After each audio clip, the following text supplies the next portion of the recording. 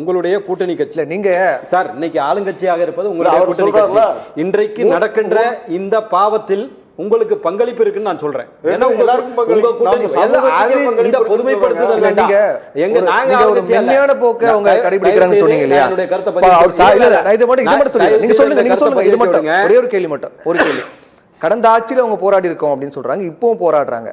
இப்ப இப்போ வலிமையா போராட்டினால்தான் பெரிய அளவுல இந்த போராட்டம் அப்படிங்கிறது பேசப்பட்டு கடந்த ஆட்சியில் இந்த அளவுக்கு பேசப்படலைன்னா கடந்த ஆட்சியில வலிமையா போக்கு கடைபிடிச்சிருக்காங்க. போராட்டங்கள் போலி போராளிகளால் முன்னெடுக்கப்பட்டது, கோவன் உட்பட 33,000 போராட்டம் மூடு, டாஸ்மாகை மூடுன்னு 63 பேர் செத்து போனப்ப அந்த கோவன் எங்க போனாருன்னு இன்னைக்கு தெரியல.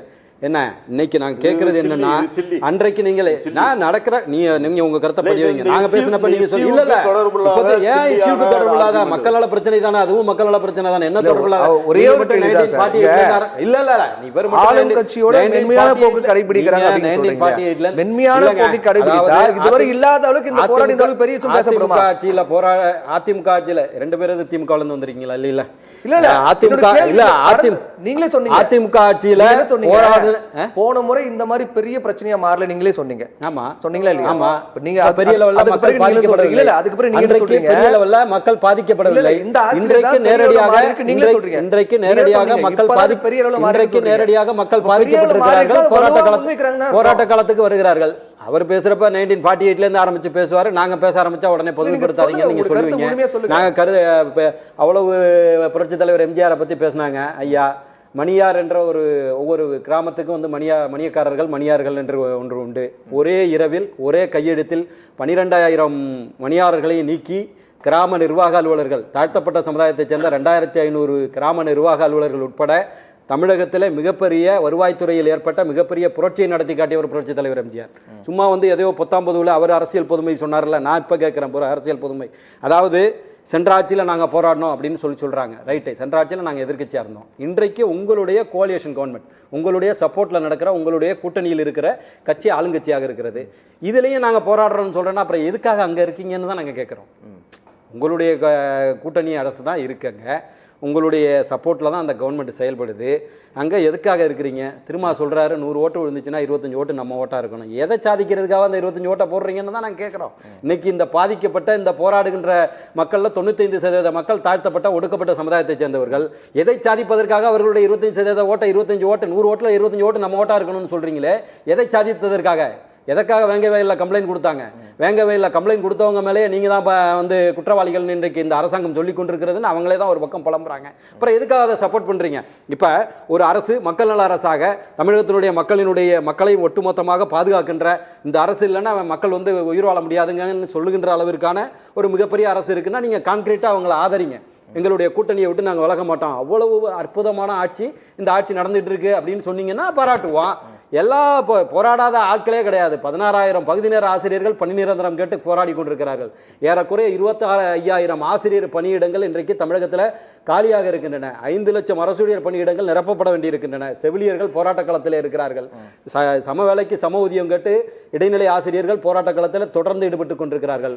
பழைய ஓய்வூதிய திட்டத்தை கொண்டு வருவோம் என்று பொய்யான வாக்குறுதியை கொடுத்து இன்றைக்கு அதை நிறைவேற்ற முடியாமல் நீங்கள் தத்தளித்துக் கொண்டிருக்கிறீர்கள். ஒட்டுமொத்தமாக 27 லட்சம் அரசு ஊழியர்கள் இன்றைக்கு உங்களுக்கு எதிராக மாறிவிட்டார்கள். ஈவன் அனஸ்திஸ்ட் மருத்துவமனையில் மருத்துவர்கள் இல்லை, ரைட் ஓகே, மயக்க மருந்து கொடுக்கின்ற நிபுணர்கள் கூட நியமிக்கப்படவில்லைன்னு சொல்கிறாங்க. கிட்னி திருட்டு நடந்துகிட்டு இருக்கு. கேட்டால் அது கிட்னி திருட்டு அல்ல, கிட்னி முறைகேடுன்னு ஒரு விளக்கத்தை ப்ரொஃபஸர் சுகாதாரத்துறை அமைச்சர் மா சுப்பிரமணியன் அவர்கள் சொல்லி கொண்டிருக்கிறார்.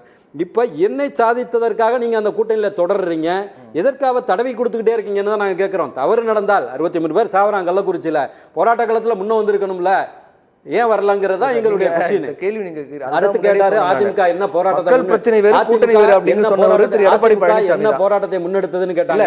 இதுவரைக்கும் எடப்பாடி பழனிசாமி சொன்னாரு ஆட்சி வந்ததற்கு பிறகு கூட்டணி வேறு அப்படின்னு. திமுக ஆட்சி வந்ததற்கு பிறகு 120 போராட்டங்களை முன்னெடுத்திருக்கிறோம். ஈவன் அண்ணா யூனிவர்சிட்டி ஞானசேகரன் வழக்கில் கூட யார் அந்த சாருங்கிற ஒரு மிகப்பெரிய போராட்டத்தை முன்னெடுத்ததால் தான் இன்னைக்கு அந்த கைது வந்து நடைபெற்றது. இதுல இங்க இன்னும் பாத்தீங்கன்னா வந்து ஒட்டுமொத்தமாக இன்றைக்கு தமிழகத்தில் ஊழல் மிகுந்த மாநிலமாக இன்றைக்கு தமிழகம் மாறிவிட்டது. இன்னும் பார்த்தீங்கன்னா மதுரையில் இப்போ மதுரை மேயர் இந்திராணி அவர்களுடைய கணவர் வந்து 200 கோடி ரூபாய் அங்கே வரி வசூல் செய்ததில் ஏற்பட்ட ஊழலில் சென்னை வரைக்கும் துரத்திக்கிட்டு வந்து இன்னைக்கு பொன் வசந்த் அவர்கள் கைது செய்யப்பட்டிருக்கிறார் நேற்றைக்கு முந்தின தினம். இன்னைக்கு ஊழல் மிகுந்த மாநிலமாக போதைப் பொருட்களினுடைய கேந்திரமாக இன்றைக்கு தமிழகம் மாறிக்கொண்டிருக்கிறது. நீங்கள் என்ன காரணத்துக்காக அவங்கள சப்போர்ட் பண்ணுறீங்கன்னு தான் நாங்கள் கேட்குறோம். ஏதாவது ஒரு நல்லது நடக்குது அவங்கள சப்போர்ட் பண்ணுறோன்னா ரைட்டு, எல்லா தப்பும் நடக்குது. கேட்டால் அப்புறம் 1948 எம்ஜிஆர் அதை பண்ணாரு. இப்போ எம்ஜிஆர் பற்றியா சப்ஜெக்ட் இங்கே எடுத்துருக்கீங்க? கேட்டால் அப்புறம் சப்ஜெக்ட் உள்ள நின்று பேசுங்க. எம்ஜிஆர் வழியில் ஜெயலலிதா வழியில் ஆட்சி நடத்துறோம். அதாவது அஇஅதிமுக அனைத்து இந்திய அண்ணா திராவிட முன்னேற்ற கழகத்துக்கு நான் திரும்ப திரும்ப சொல்லிக்கொண்டே இருப்பேன், விளிம்பு நிலை மக்களினுடைய இயக்கம் அனைத்து இந்திய அண்ணா திராவிட முன்னேற்ற கழகம். ஏன்னு கேட்டிங்கன்னா 34% இருந்த இடஒதுக்கீட்டை 50% மாற்றியது புரட்சித் தலைவர் எம்ஜிஆர். 50% 68% மாற்றியவர் புரட்சித் தலைவர் எம்ஜிஆர். அந்த 1% எஸ்சி அருந்ததியர் மட்டும்தான் கருணாநிதி கொடுத்தது 69. அந்த 69% இடஒதுக்கீட்டிற்கு இந்திரா சகானி வழக்கில் இடஒதுக்கீடு 50% மிகைப்படக்கூடாது என்று சொன்னபோது அந்த 69%க்கும் இந்திய அரசியலமைப்பு சட்டம் 9வது அட்டவணைகளை திருத்தம் கொண்டு வந்து இந்தியாவில் எந்த மாநிலத்திலும் கிடையாது, தமிழகத்தில் மட்டும்தான் 69. இவர்கள் ஆளுகின்ற கேரளாவிலேயோ இவர்கள் ஆண்ட மேற்கு வங்கத்திலேயோ கூட கிடையாது. 69% இடஒதுக்கீடுங்கிறது இந்தியாவில் தமிழகத்தில் மட்டும்தான் இருக்கு. இப்பதான் ஹேமந்த் சோரன் 77% கொண்டு வர்றாங்கிறார். இன்னும் சட்ட பாதுகாப்பு கொடுக்கவில்லை. அந்த சட்ட பாதுகாப்பை பெற்று தந்தவர் புரட்சி தலைவி அம்மா அவர்கள். எங்க நாங்கள் வந்து சும்மா புரட்சி ஏதோ ஒரு சும்மா ரைமிங் அவசரத்துக்கிற ஆட்கள் நாங்கள் கிடையாது. என்ன நீங்கள் எங்களை தூற்றுகின்ற வேலையில் எங்களுடைய நாங்கள் செய்த செயல்களுக்கான பாராட்டுகளை, இந்த 12,000 விஓக்களை கிராம நிர்வாக அலுவலர்கள் நியமித்ததுங்கிறது ஒரு சாதாரண புரட்சி கிடையாதுங்க. மணியக்காரர்னு சொன்னால் அந்த ஊரில் அவர் தான் வந்து நிரந்தர பிரசிடென்ட் ஆஃப் இந்தியா மாதிரி அந்த பிரசிடென்ட் ஆஃப் வில்லேஜ் பஞ்சாயத்து. அந்த ஊரில் ஒரு திருமணம் நடக்கணும், ஒரு சர்டிஃபிகேட் வாங்கணும், எதுவாக இருந்தாலும் அதுலேயும் ஆண்ட குடிமக்கள் என்கிற மேல்சாதியை சேர்ந்தவர்கள் தான் அங்கே இருந்தாங்க. அப்படிப்பட்ட சமுதாயத்தில் 2,500 தாழ்த்தப்பட்ட மக்களை அன்றைக்கு வந்து கிராம நிர்வாக அலுவலராக ஒரே கையெழுத்தில் மாற்றி காட்டியவர் புரட்சித் தலைவர் எம்ஜிஆர். மறுக்க முடியுமா? கேளுங்க, தொடர கேளுங்க. பிரேக் பண்ணி பேசலாம்.